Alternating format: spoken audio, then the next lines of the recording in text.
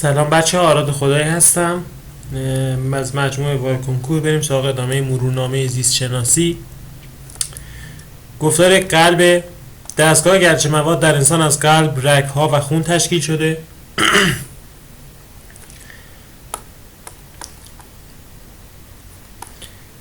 بعد همین این جمله اینجاش مهمه. این شکل خیلی مهمه که توضیحات شکل رو هم جدا بعداً قرار میدم. صرفا اینانی که میگم رو بدونید.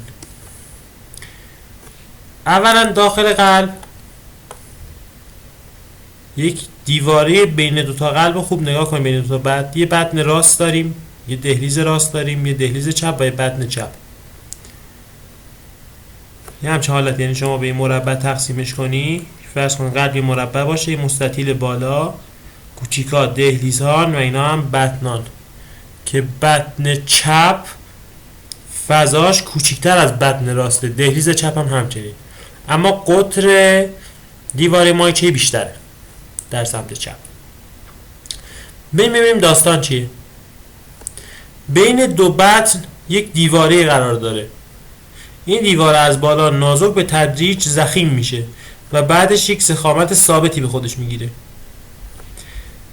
دیواره بطن چپ خیلی ضخیمه و از پایین ضخیم و به بالا نازکتر میشه. نوک قلب عمدتاً در سمت چپ قرار داره.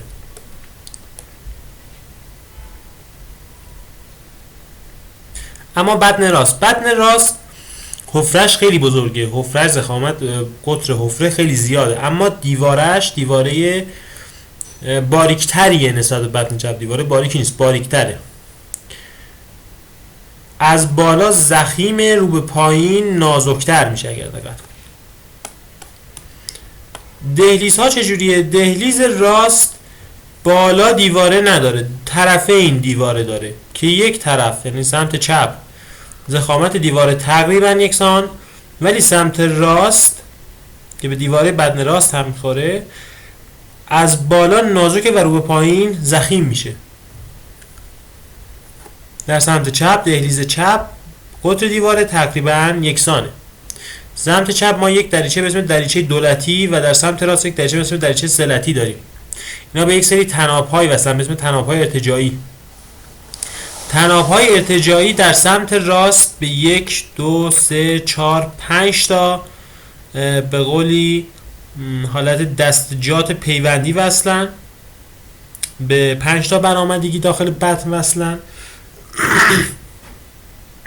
اما در سمت راست به 4 تا وصلن. طناب‌های ارتجاعی در سمت چپ. در سمت راست طناب‌های ارتجاعی تراکم کمتر ولی در سمت راست تراکم بیشتری دارن.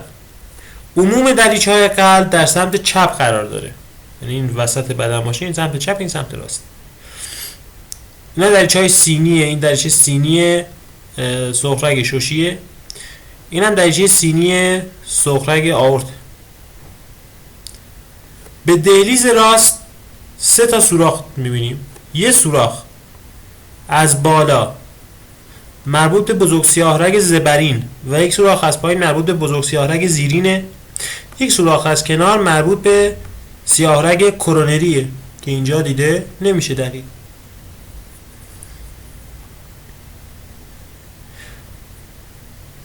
بین لایه مایچه و لایه های دیگه قلب یک سغرگ اینجا دیده میشه، لایه های به قولی پشتش. در دهلیز راست سغرگ، بطن راست سغرگ، در دهلیز چپ سیاهرگ و سغرگ دیده میشه. این شکل چرت و پرت کتاب خیلی این سوالم نمیدن. بریم سراغ رگا. پایین که چیزی نداریم، بریم بالا.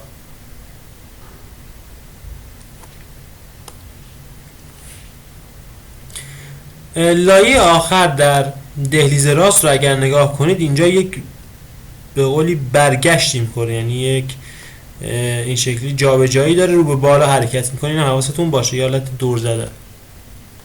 آورت یک قوسی داره. شکل این رگ ها در شکل‌های دیگه خیلی واضح تره. صرفا اینو بدونید که اولی فاصلش با دوتای دیگه خیلی بیشتره. نگاه کنید، یعنی این فاصله اینجا نسبت به اینجا خیلی بیشتر.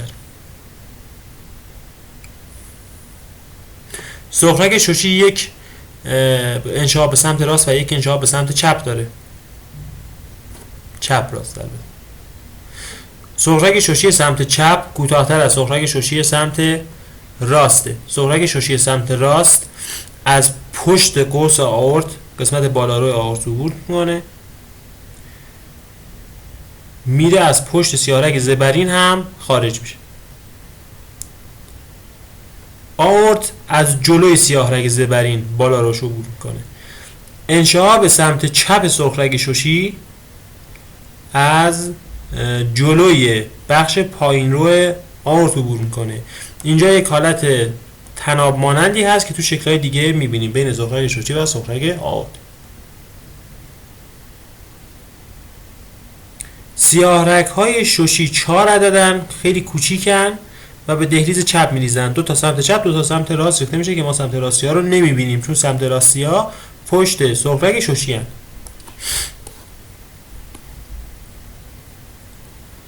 و همین، خسته نباشید. تا اینجا شکلی چیز دیگه نداره. اینا هم که همه سوالات چرت و پرته.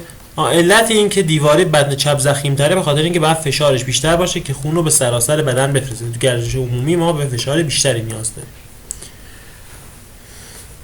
بریم سراغ تامین اکسیژن و مواد مغذی قلب. خونی که از داخل قلب عبور میکنه تمام نیازهای تنفسی و غذایی قلب رو برطرف نمیکنه، اما نیازهای تنفسی و غذایی لایه پوششی مخاط رو برطرف میکنه، چون اونجا رگی وارد نمیشه. حواستون به این موضوع باشه. مایچه‌های قلب با رگ‌های ویژه‌ای به نام سغرق‌های کرونری که از آئورت منشعب شدن. مثل سغرق کرونری داریم از آئورت منشعب میشه، از اینجا منشعب میشن، دقیقاً از همین بالای درچه سینی. دو تا سغرقن که منشعب میشن. عکسش جلوتر میبینیم اینجا که نکته‌های خیلی مهمی داره تو عکس. این رگ‌ها بعد از رفع نیاز سلولای قلبی با هم یکی میشن، به صورت سیاهرگ تاجی به دهلیز راست میریزن. ببینید ما دو جا در بدن دو تا سغرق اصلی و یک سیاهرگ اصلی داریم. یکیش توی قلبه که ما دو تا سغرق کرونری و یک سیاهرگ کرونری داریم. دو تا سغرق کرونری یک سیاهرگ به ما میدن. یکیش هم توی بند نافه که دو تا به قولی سیاهرگ و یه دونه دو تا سغرق و یه دونه سیاهرگ داریم. در بند ناف هم این شکلیه که دو تا سغرق به دور سیاهرگ پیچیدن. من قاطی میکنم چون تو دانشگاه ما دیگه سغرق سیاهرگ نداریم. به سغرق ها میگیم شریان، به سیاهرگ ها میگیم ورید، مثلا آرتری یا وین.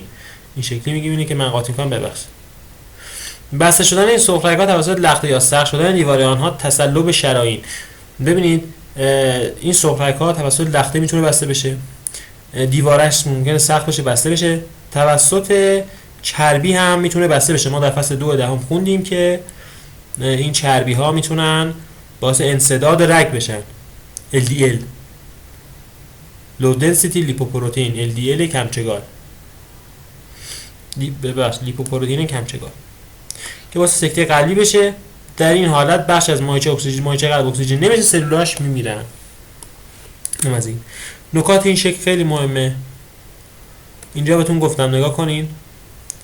این از همه بزرگتره، اولی از همه بزرگتره، فاصلش با دوتای دیگه بیشتره. یک حالت تناب مانند اینجا میبینیم، یک حالت رگ مانند، تناب مانند، لوله مانند، هرچی به شما گفتم درسته.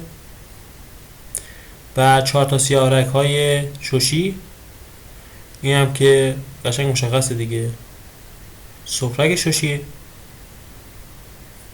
این سغرق کرونریه که به جلوی قلب اومده، یک انشعاب داده، یکیش به سمت پشت رفته، یکی اومده به سمت جلو. اونه که به سمت جلو اومده با یک سیاهرگی همسو میشه، با یک سیاهرگ. و این سغرق ها و سیاهرگ ها روی یک لایه چربی حرکت میکنن. تمامش روی لایه چربی نیست، ولی بخشش عمدهش روی لایه چربی. انتهاها ممکنه روی لایه چربی نباشه. اینور هم یک سغرق میبینیم که با انشعاباتی از سیاهرگ. ببینید من گفتم که یه دونه سیاهرگ داریم، تو سغرق. اینجا سغرق ها مشخصه، اینجا سغرق مشخصه که به قولی انشعاب داده، اما فقط یک سیاهرگ اینجا مشخصه. سیاهرگ ها هم از سغرق ها بلندترن، چیزی که اینجا دیده میشه. همین.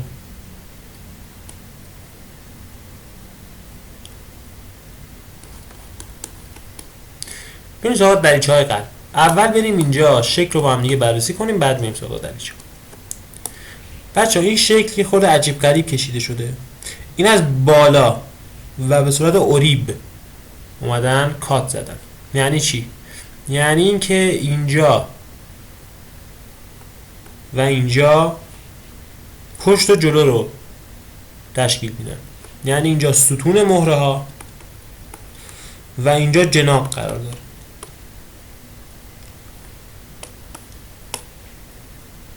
این ور چپ و راستش رو تشکیل میده. یعنی این ور چپه، این ور راسته.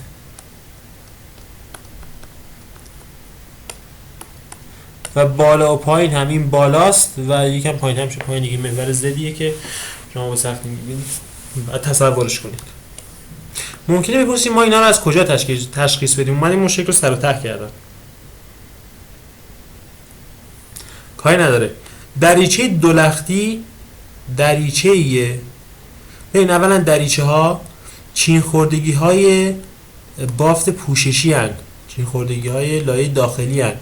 بافت پوششیه، هیچ ماهیچه‌ای درش نیست، فقط توسط بافت پیوندی متراکم حمایت میشه. همین یک بافت پوششی چین خورده است که توسط بافت پیوندی متراکم حمایت میشه. هم دریچه‌های سینی و هم دریچه‌های دهلیزی بدنی شکلی هستند. دریچه دولختی دریچه بین دهلیز چپ و بدن چپه. از دو قطعه تشکیل شده. یک قطعه بزرگتر و یک قطعه کوچکتر.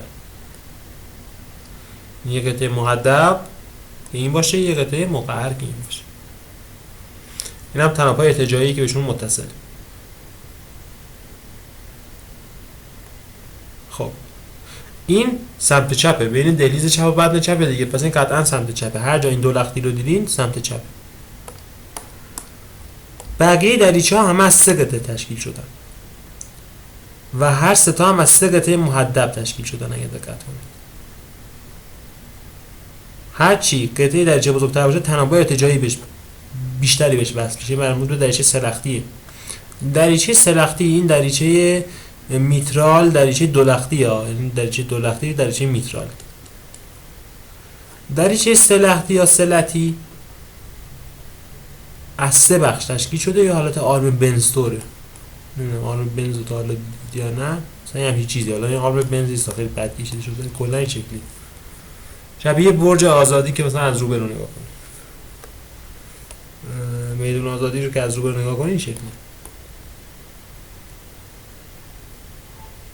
این سغرگی که به طور میانگین در مرکز قرار گرفته سغرگ آورت. این دریچه سینی آورتیه. از کجا فهمیدم؟ چون دو تا سغرگ کرونری ازش خارج میشه. سغرگ کرونری سمت چپ کوتاه‌تر و زود انشعاب‌تره. کوتاه‌تر نگیم بهتره، بگیم زود انشعاب‌تر. زودتر منشعب میشه نسبت به این. ببینید اینجا منشعب میشه، این مثلا اینجا منشعب میشه. اختلاف طول این دو تا خط رو ببینید. سغرگ کرونری چپ قطورتره. چرا؟ چون زودتر انشعاب میده و انشعاباتش هم بیشتر. هر دو یک انشعاب به جلو و یک انشعاب به عقب میدن. در سغرگ کرونری سمت چپ انشعاب رو به عقب به دو انشعاب دیگه تقسیم میشه. ببخشید یک انشعاب به جلو، یک انشعاب به عقب، که اون انشعاب رو به عقب به یه انشعاب دیگه میده که اون انشعاب به سمت چپ میره.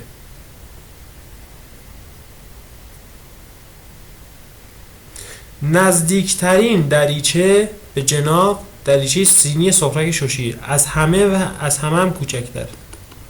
کوچکترینش دریچه سغرگ ششیه، بزرگترینش دریچه سلتیه، عقبترین دریچه سلتیه، راستترین دریچه سلتیه لختی ببخشید، چپترین دریچه دولختیه.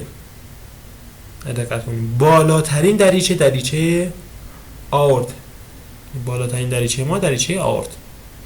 این نوع سوال هم دادم با اینکه تو شکل نگاه کنین اصلا معلوم نیست. این سوال خیلی عجیب غریبه. اینجا آورت بالاترینه، مثلا اینجا دولتی بالاترینه. این سوال اصلا اگر هم نمیاد و اگر هم اومد جواب ندید، چون اینجا دولتی بالاترینه. توی یه شکل دیگه باز مثلا یهو میبینی شوشی بالاترینه، اینجا میگن مثلا آورتی بالاترینه. اصلا بهش دقت نکنید، ولش کن. این مورد بخون. وجود دریچه‌ها در هر بخش از دستگاه گوارش مواد باعث یک طرفه شدن جریان خون در آن قسمت می‌شود. در ساختار دریچه‌ها بافت مایچه‌ای به کار نرفته، بلکه همان بافت پوششی است که چین خورده و دریچه‌ها را می‌سازد. وجود بافت پیوندی در این دریچه‌ها به استحکام آنها کمک می‌کند. حل پیوندی متراکم آمد.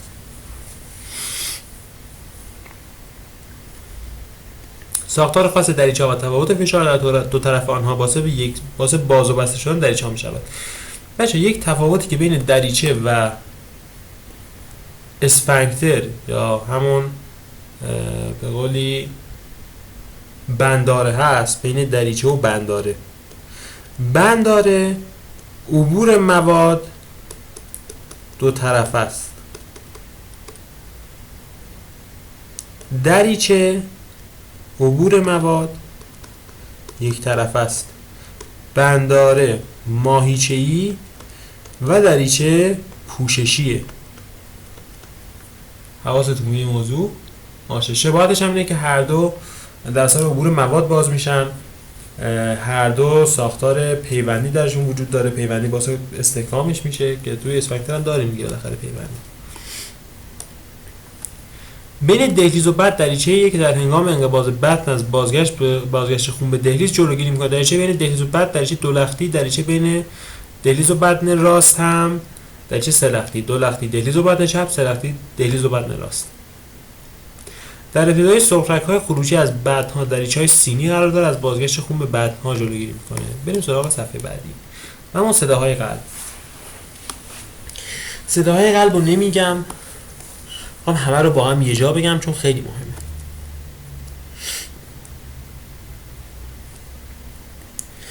ببین در تشریح قلب گوسفند خب به این شکل دقت کنین. رگ در سطح پشتی قلب مورب و در سطح شکمی قلب مورب، در سطح پشتی مثلا عمود. حالا اینجا خیلی مشخص هم نیست، نمیدونم کجاست واقعا چجوری میشه تشخیص داد، ولی همچین حالتی اینو میگن. مثلا بهش دقت نکنید، مهم هم نیست. فکر کنم دارم برعکس هم میگم، یعنی مثلا خودم تا حالا بهش دقت نکردم، یادم هم نیست. سوال میدم بالاخره دیگه، ولی خیلی مهم نیست. فکر نمی‌کنم این سوالو بدم.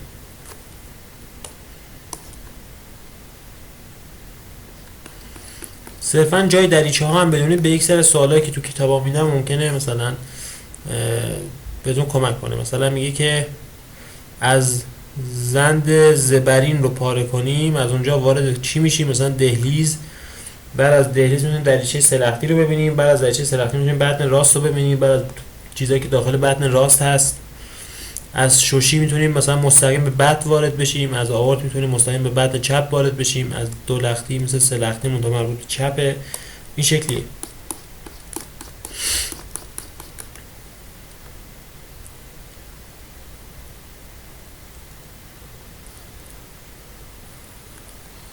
خب ساختار بافتی قلب. ببینیم ساختار بافتی چه شکلیه. قلب یه انواع مایچه‌ای دیوارش 3 لایه داره. 3 لایه نه 4 لایه. داخلی ترین لایه درون شام است. یک لایه بافت پوششیه، زیرش بافت پیوندی وجود داره. بچه‌ها بافت پیوندی جزئی از درون شام است. نگید بافت پیوندی چیزی بین درون شامه و لایه مایچه قلبه، نمیشه که بلا تکلیف باشه. جزئی از درون شام است که بافت پوششی رو به حالا لایه قبلی میچسبونه، به لایه میانی یا لایه مایچه قلب میچسبونه. درون شام در تشکیل دریچه‌های قلب هم شرکت میکنه. گفتم پوششی دیگه، گفتم پوششی که با پیوندی حالا مستحکم میشه. لایه میانی ضخیم‌ترین لایه قلبه. مایچه قلب هم بهش میگن. ببینید مایچه ها رو، اینجوری خط خط خط. این لایه بیشتر از سلول‌های مایچه‌ای تشکیل شده. بین این لایه‌ها، بین این سلول‌ها بافت پیوندی متراکم هم وجود دارد. بسیاری از سلول‌های مایچه قلب به رشته‌های کلاژن موجود در این بافت پیوندی متصل هستند. بسیاری، نه همه. یعنی بخش ممکنه نباشه.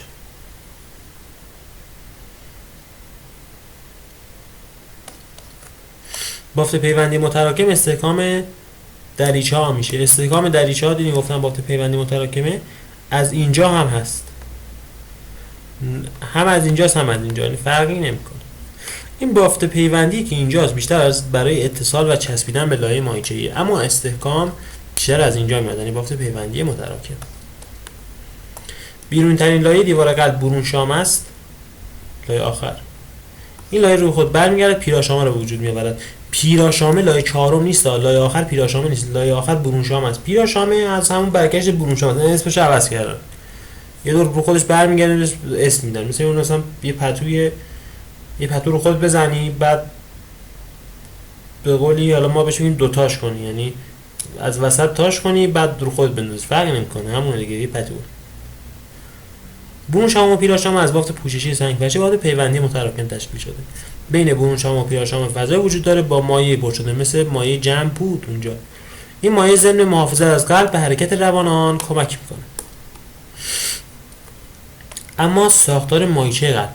مایچه قلبی ترکیبی از ویژگی‌های مایچه اسکلتی و صاف دارد.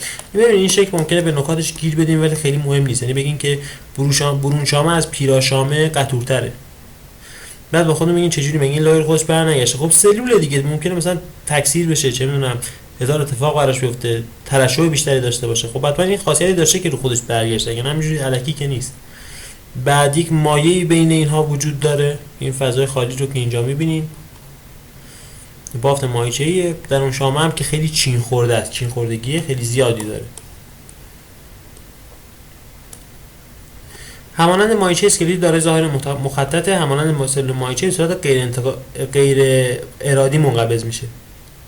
سلول های آن بیشتر یک هسته‌ای و بعضی دو هسته‌ای، یعنی همه یک هسته‌ای نیستن، هم چند هسته‌ای نیستن. بعضی ممکنه یک هسته، بعضی ممکنه دو هسته داشته باشن. عموما یک هسته‌ایه، یعنی کمتر دو هسته‌ای. مثلا 80 باشه این 20.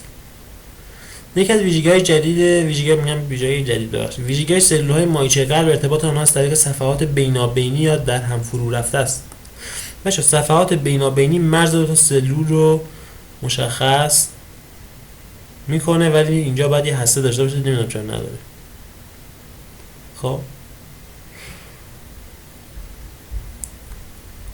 حالا مهم هم نیست، نه این بعضی سلول هسته ندارن، نه ممکنه ادامه این صفحه بینابینی باشه که هست. این صفحات بینابینی ممکنه بین یک تا چند تا سلول هم در بر گرفته بشن، یعنی پشت سر هم باشن. ممکنه دو تا انشعاب رو در بر بگیرن، ممکنه نه فقط در یک انشعاب باشن. نگاه کن اینجا حله. بین هر دو تا اگر گفتم بین هر دو تا صفحات بینابینی یک هسته وجود داره، نه خب میتونین اینو غلط بگیرید، نه حواستون باشه. ارتباط سلولی در این صفحات به گونه‌ای که باعث پیام انقباض استراحت به سرعت بین سلول‌های قلب منتشر بشه و قلب در انقباض استراحت مانند یک توده سلولی واحد عمل کنه. البته در محل ارتباط مایچه‌های دهلیزی به بطن‌ها بافت پیوندی عایقی وجود دارد که مانع انقباض همزمان دهلیزها و بطن‌ها میشه. و همین. اینا بیشتر حفظیه، یعنی چیزایی که فکر می‌کنی خیلی سخته عموما حفظیه. ما میایم پایین‌تر ببینیم. این شبکه هادی قلبه. یه توضیح کوتاه مختصر میدم. تحریک خود به خودی دارن. این گره سینوزی دهلیزیه. در پشت دهلیز راست، دیوار پشتی دهلیز راست قرار داره. زیر به قولی سوراخ سیاه رگ زبرین بزرگتره و ضربان ساز اینه، یعنی اولین ضربان رو میسازه. تحریک خود به خودی اصلی مال اینه. گره دهلیز بطنی رو داریم در پشت دیوار بطنی، دیوار دهلیز راست بالای دریچه سلتی قرار داره. بعد از این 4 تا شاخه جدا میشه. 3 شاخه به دهلیزی بدنی پیام میدن 3 شاخه با طول متفاوت. نگاه کنید این کوتاه‌ترین مستقیم ترینه، این خورده اینجا پیش خورده، این یکی رفته کامل دور زده، یکی بلند به کوتاه داره. یکیش هم به یک دهلیز دیگه پیام میده که اینجا حالت برآمده پیدا میکنه ولی اصلا اونجا گرهی نیست، این گره نیست، این فقط حالت برآمده است که تو دهلیز چپ. حالا از گره دهلیزی بدنی فقط یه دونه خارج میشه، 3 تا بهش وارد میشه ولی یکی ازش خارج میشه. اونی که خارج میشه اینه، بین دهلیزی، به این میگن به قولی سلولای حالا بین بطنی، نه بین دهلیزی، چیکار دارم میکنم ببخشید، بهش میگن رشته بین بطنی. از اینجا وارد میشه، از اون قسمت نازکه بود که نشونتون دادم تو دیواره بین بطن، بین دو بطن، به 2 شاخه تقسیم میشه. اول به سمت نوک قلب میاد و اول نوک قلب رو، حالا عصبدهی که نمیشه بگیم، نوک قلب رو پوشش میده و بعد به سمت بالا میاد. انشعابات در بطن چپ بیشتر و بلندتره، در بطن راست کمتر و کوتاه‌تر، اما تراکمش در بطن راست بیشتر.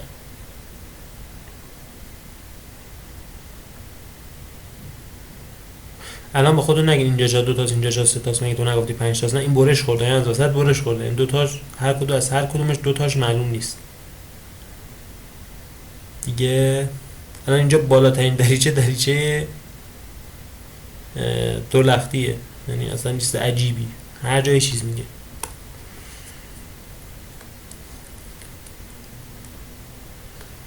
بس خیلی بیش دقت نکنم. قلبم سمت چپ. این هم از این. بعضی سلولای مایچه‌ای ویژگی تحریک خود به خودی دارن، اختصاصی ان، ذات شبکه‌ای از رشته و گیره‌ها در بین سایر سلول‌ها به مجموعه شبکه هاته قلب نامیده میشن. با سلول‌های دیگه مایچه قلبی ارتباط دارن، پیام الکتریکی باید شروع انقباض ایجاد میکنن، به صورت در همه قلب گسترش میدن. شبکه هادی شامل 2 گره و دسته‌ای از تارهای تخصص یافته برای ایجاد هدایت سریع جریان الکتریکی. گره اول سینوسی دهلیزی زیر منفذ بزرگ سیاه‌رگ زبرینه. بزرگترین و شروع کننده پیام الکتریکیه.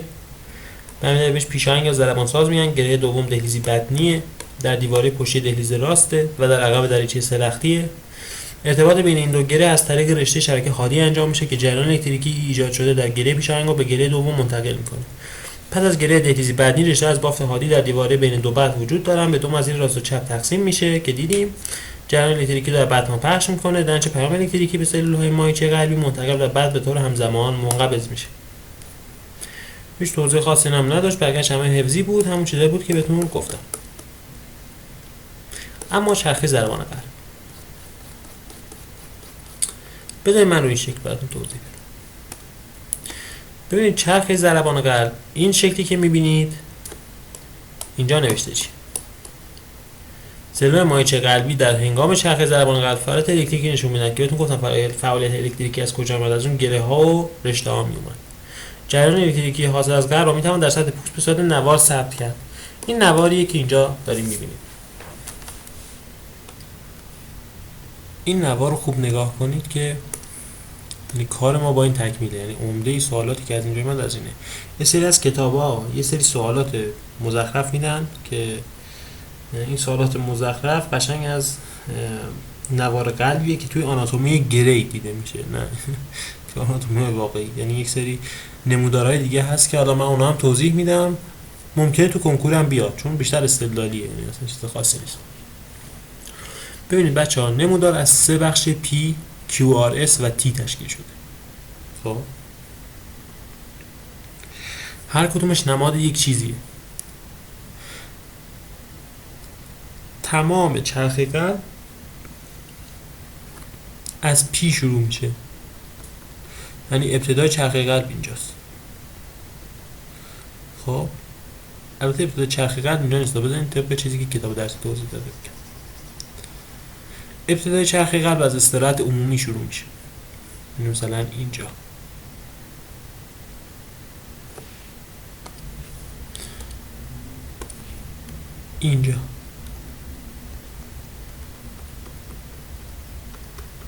از اینجا شروع میشه. شروع چرخه قلبی با چیه؟ بذاریم کتاب درسی با صورت عمومی شروع کرده. یه ثانیه ببخشید. آره با صورت عمومی شروع کرده. شروع چرخه قلبی، حالا من خطم کج کشیدم، خط بکشم. از اینجا شروع میشه. در بخش پایین روی تی، بچه ها این پایین روی تی ها دیگه از این قله گذشته رو به پایین داره حرکت میکنه. از اینجا شروع میشه. شروعش با چیه؟ شروعش با صدایی به اسم صدای دوم قلب. صدای دوم قلب یک صدای کوتاه و واضحه. خب صدای کوتاه و واضح مربوط به چیه؟ مربوط به اینه که خون وارد رگ شده، میخواد برگرده و فشار به دریچه دهلیزی میاره، فشار به دریچه سینی میاره و دریچه سینی رو میبنده. بسته شدن دریچه سینی یک صدای کوتاه و واضحی رو ایجاد میکنه. خب این بسته شدن دریچه سینی، یعنی اینجا دیگه دریچه سینی میگن در پایین رو، اینجا دریچه سینی بسته. ببینید بچه خیلی اینا دقیق نیست خطوطی که من میذارم، حتی تو کتاب‌های علمی هم دقیق نیست. فقط میدونن آقا این قله که رد شد از اینجا به بعد میتونی بگید دریچه سینی بسته است. یعنی تو از اینجا به بعد این حرفو میتونی بزنی. هر جا بهتون گفتن، هر جا نقطه گذاشتن، معمولا همینجا میذارن. دریچه سینی اینجا بسته میشه. صداش هم اینجاست. خب تا دیگه صدایی ما نداریم تا بعد. ببینیم بعد چی میشه. این دوره از قلب، این نوار تی که حالا جلوتر میگم چیه و از کجا میاد، این صدای قلب که ایجاد میشه اولین مرحله به اسم مرحله استراحت عمومی ایجاد میشه. تا کجا؟ تا اینجا.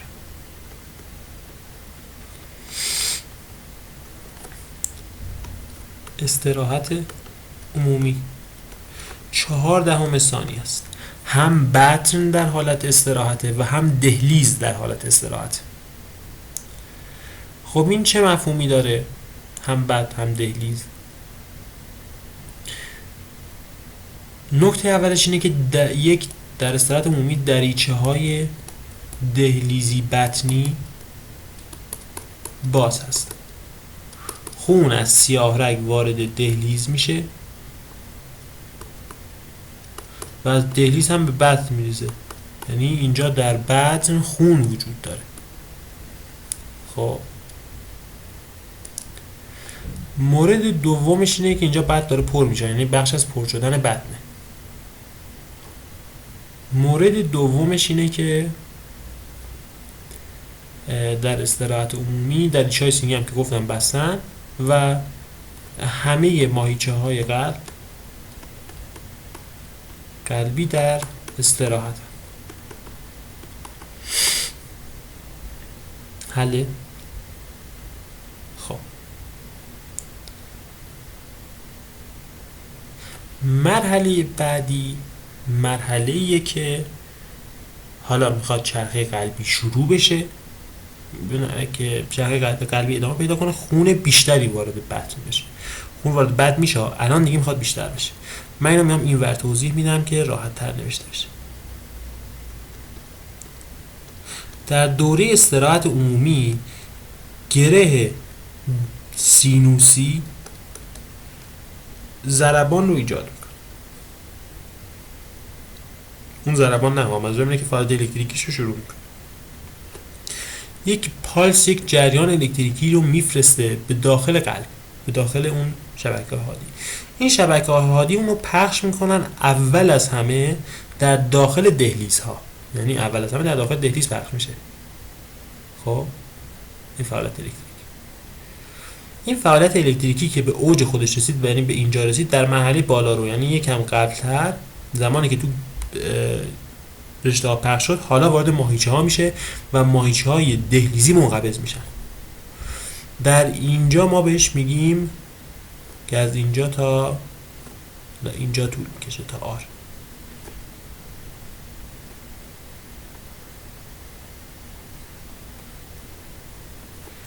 بهش میگیم انقباض، مرحله انقباض دهلیزها. اینجا دهلیزها منقبض میشن، فشار میارن و تمام خونی که داخلشونه رو به داخل بطن میریزن. در اینجا خونی وارد دهلیز نمی شود و بطن هم پر میشه. بطن هم پر میشه. حالا که بطن پر شد، در حین پر شدن بطن خب پیام از گره سینوسی به گره دهلیزی بطنی میرسه. یعنی اینجا به گره دهلیزی بطنی میرسه. گره دهلیزی بطنی همیشه پیام رو که بهش میرسه در خودش کمی نگه میداره، یعنی این موج کیو رو تشکیل میده و بعد تازه شروع میکنه منتشر کردن در دیواره بین دو بطن. به دیواره بین دو بطن نوک قلب که رسید، رو به بالا که یکم حرکت کرد، یهو به ماهیچه قلب میرسه و در اونجا انقباض بطن رخ میده. در انقباض بطن چه اتفاق میفته؟ خون با فشار میخواد از بطن خارج بشه. دو راه داره، یا برگرده به دهلیز یا مستقیم بره داخل رگ. زمانی که میخواد برگرده به دهلیز، به دریچه های دو لختی و سه لختی فشار میاره و این دریچه ها رو میبنده و یک صدای بزرگ که نگیم، بگیم اینجوری قوی، واضح و گنگ، قوی و واضح، قوی و گنگ رو ایجاد میکنه. این صدای قوی و گنگ صدای اول قلبه و این صدای واضح و کوتاه صدای دوم قلبه. این صداها رو ایجاد میکنه انقباض بطن. بعد که منقبض بشه، خون وارد رگ‌ها میشه و این انقباض حدود 3 ثانیه طول میکشه. انقباض دهلیز 1 ثانیه طول میکشه. خون بطن تخلیه میشه. حله؟ خب موج تی چیه؟ موج تی زمانی که همه چی تخلیه شد، یعنی در حال تخلیه بود، انقباض بطن که داشت تمام میشد، با تأخیر موج تی شروع میشه. موج تی نشان دهنده شروع استراحت عمومیه. اگر دقت کرده باشین همه این موج‌ها فعالیت الکتریکی زودتر از فعالیت مکانیکی اتفاق می‌افتاد. یعنی فعالیت الکتریکی اتفاق می‌افتاد، نصفش که میگذشت تقریبا یهو فعالیت مکانیکی اتفاق می‌افتاد. مثلا انقباض دهلیز شروع میشه. نصفش که میگذشت انقباض بطن شروع میشد. نصفش که گذشت و بیشترش که گذشت استراحت عمومی شروع شد. کمی با تأخیر اتفاق می‌افتاد. تو جمله کتاب درسی هم می‌بینید. اما نکات مهمی که اینجا هست که تو کتابا و امتحان هم معمولا سوال میارن، فکر نمی‌کنم تو کنکور بیاد. بچه‌ها فشار دهلیز و بطن و آورت برای ما مهمه. خب فشار دهلیز، بطن و آورت در اثر انقباض خودشون به وجود میاد. یعنی نمودار فشار رو من برای دهلیز بخوام بکشم، دهلیز همچنان یک مقدار خون توشه، فشارش این شکلی مثلا دارم میگم کمه یهو که انقباض شروع میشه رو به بالا حرکت میکنه، به اوج خودش میرسه، ولی خیلی خوب فشار دهلیز که نمیتونه خیلی زیاد بشه. وقتی انقباضش تموم میشه چون خونی توش نیست کم میشه، دوباره یک کوچولو زیاد میشه، مثلا همینجوری ادامه پیدا میکنه. خب انقباض دهلیز بذاریم بهتر بکشم، ببینین میاد اینجا، بعد یهو اینجا که انقباض دهلیز رخ میده فشارش بالاترین حد ممکن میره. بعد که انقباض تموم میشه میاد پایین پایین پایین پایین پایین، دوباره رو به جلو حرکت میکنه تا مثلا انقباض دهلیز بعدی مثلا این شکلی دوباره بره بالا بیاد پایین. خب این از دهلیز. فشار دهلیز در اثر انقباض خودش به حد اکثر مقدار خودش میرسه. یعنی حد اکثر فشار دهلیزی اینجاست. بس هم همینه. بعد حرکت میکنه، انقباض دهلیز که رخ میده یکم اینجوری خود به خود میاد بالا، شیبش بیشتر میشه چون فشار داخلش و داره بهش فشار میاد، خون داخلشه و یهو در اثر انقباض به حد اکثر مقدار خودش میرسه. مقدار فشار بطنی. حد اکثر فشار آئورتی هم در استراحت عمومی رخ میده.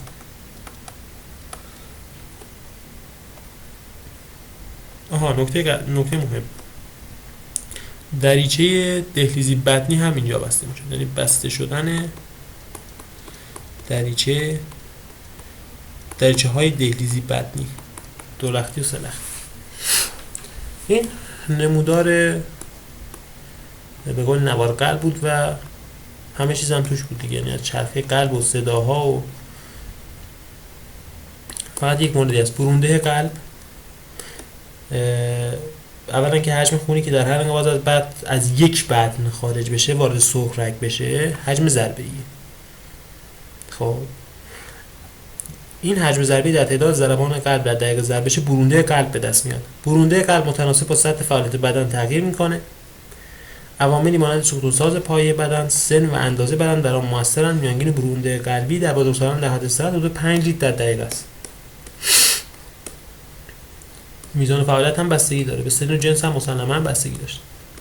استراحت عمومی تمام قلب در حد استراحت، انقباض دهلیزها صورت میگیره. بعدها به طور کامل با خون پر میشن. اینجا ورود خون به دهلیز رو نداریم. انقباض بعدها صورت میگیره، خون از طریق سوخت رگ‌ها به همه قسمت‌های بدن ارسال میشه. اینم از این که تو شکل هم دیده میشه. بچه‌ها به استراحت‌ها دیاستول، به انقباض‌ها سیستول میگن. به طور متناوب انجام میشه، چرخه قلب رو انجام میده.